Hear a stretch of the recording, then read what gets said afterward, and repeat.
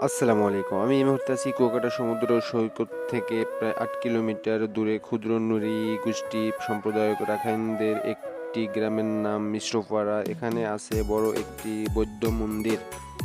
পর্যটকদের কাছে কুয়াকাটা বেশ জনপ্রিয় একটি স্থান। এখানে ভ্রমণ পিপাসুদের উপভোগের জন্য আছে অনেক কিছুই।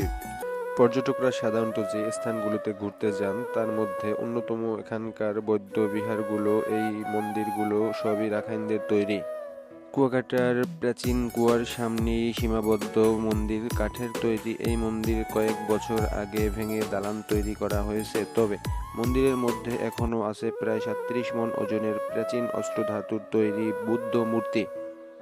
কথিত আছে এই মন্দিরের ভিতরে আছে উপমহাদেশের সবচেয়ে বড় বুদ্ধ মূর্তি। এছাড়া এখান থেকে সামান্য দূরে আমখোলা গ্রামে আছে এই অঞ্চলের রাখাইনদের সবচেয়ে বড় বস্তি। কুয়াকাটা বাংলাদেশের দক্ষিণ-পশ্চিম অঞ্চলের পটুয়াখালী জেলায় একটি শহর ও পর্যটক কেন্দ্র। এটি বাংলাদেশের পটুয়াখালী জেলায় অবস্থিত। এখানে আছে কুয়াকাটা সমুদ্র সৈকত, যা পর্যটকদের কাছে সাগরকন্যা হিসেবে পরিচিত। ১৮ কিলোমিটার দীর্ঘ সৈকত বিশিষ্ট কুয়াকাটা বাংলাদেশের অন্যতম নিসর্গ সমুদ্র সৈকত। এটি বাংলাদেশের একমাত্র সৈকত যেখানে থেকে সূর্যোদয় এবং সূর্যাস্ত দুটোই দেখা যায়।